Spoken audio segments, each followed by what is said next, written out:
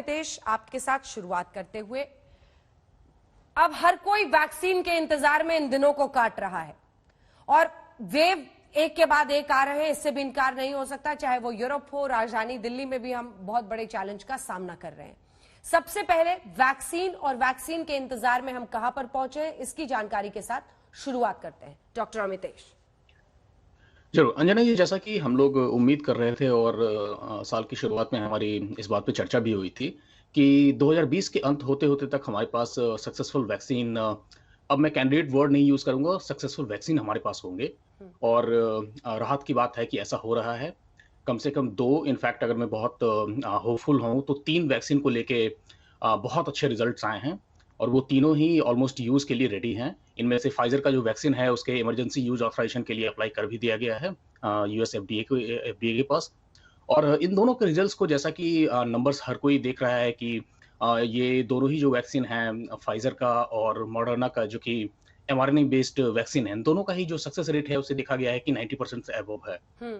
अभी रिसेंटली ही ऑक्सफोर्ड का जो एस्ट्राजेनेका के साथ वैक्सीन जो डेवलप किया जा रहा है उसका भी रिपोर्ट आया है और उसमें भी देखा गया है कि 90%, although on average 70% success rate है, बट एक पर्टिकुलर डोजेस रेजिमेंट है जिसमें कि 90% तक सेकंड डोज के साथ सक्सेस रेट देखा गया है।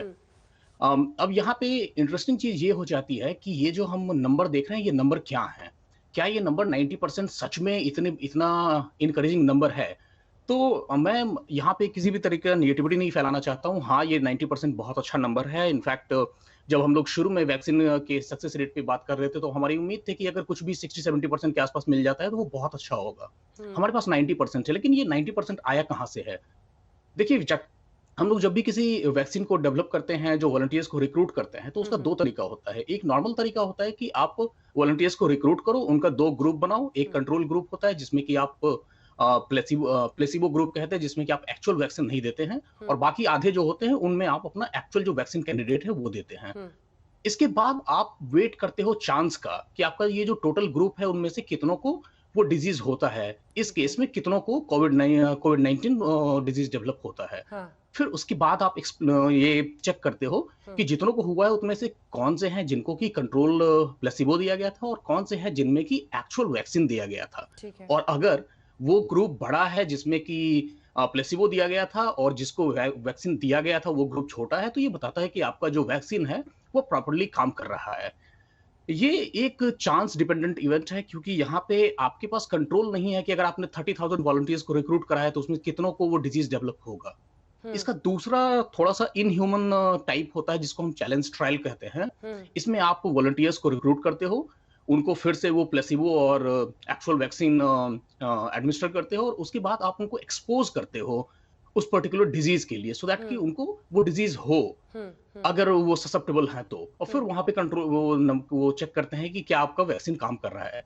अब यहाँ पे नंबर्स की बात आती है तो एक्चुअल नंबर हमेशा चैलेंज ट्रायल में ज्यादा होता है, जबकि अभी जो डेटा हमारे पास आ रहा है, अगर मैं मॉडर्ना का एग्जांपल लूं तो उनके पास 30,000 वॉलंटियर्स थे। उन डॉक्टर साहब, आप 30,000 में से इतनी सारी सिर्फ बातें समझा 95 रहे हैं, ऐसे। अच्छी बात है। मुझे ये बताइए, हम लोग खुश हों या नहीं हो?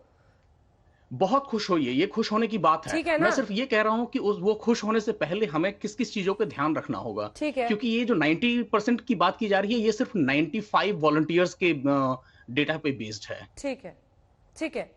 फिर आप जो कह रहे हैं वो बात सही है, क्योंकि हमें इन बातों का ख्याल रखना होगा।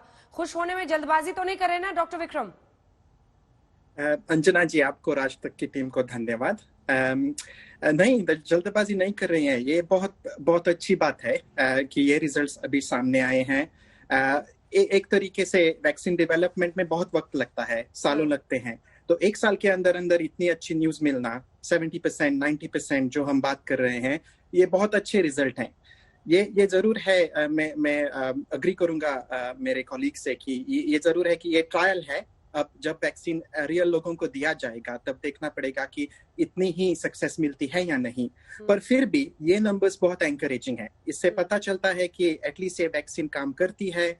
लोगों को ट्रांसमिशन कम करेगी और इससे एक तरीका मिलता है, जरिया मिलता है जब आप कोविड को कंट्रोल कर सकते हैं। ठीक है, और ये सेफ भी डॉक्टर है। विक्रम, एक साइड और इफेक्ट्स छोटा तो सा सवाल मिनिमम है। हाँ बिल्कुल, मैं इस पर आऊंगी बाद में, साइड इफेक्ट्स कुछ हो सकते हैं या नहीं। डॉक्टर विक्रम, चूंकि ऑक्सफोर्ड के साथ हिंदुस्तान की भी एक कंपनी का करार है जिसमें हम उस वैक्सीन के प्रोडक्शन की पहले से ही शुरुआत कर चुके हैं, तो होपफुल रहे उसको लेकर, बायोटेक को लेकर? हाँ, क्योंकि एक्सपीरियंस है इंडिया में, बहुत सारे लार्ज स्केल वैक्सीनेशन बहुत तादाद में करने का बहुत एक्सपीरियंस है। और जब तक ये कॉन्ट्रैक्ट है तब तक ऑलरेडी निगोशिएशंस, जो बातचीत है वो हो चुकी है। कितने कॉस्ट के लिए ये मैन्युफैक्चर करेंगे, कितने डोजेस करेंगे, 1 बिलियन डोजेस का एम है और गोल है। तो इसके वजह से ऐसा लगता है कि सीरम इंस्टीट्यूट के साथ एस्ट्राजेनेका कम से कम कॉस्ट में, कम से कम पैसों के हिसाब से ये मास प्रोड्यूस कर सकता है वैक्सीन। सो ये बहुत अच्छी बात है।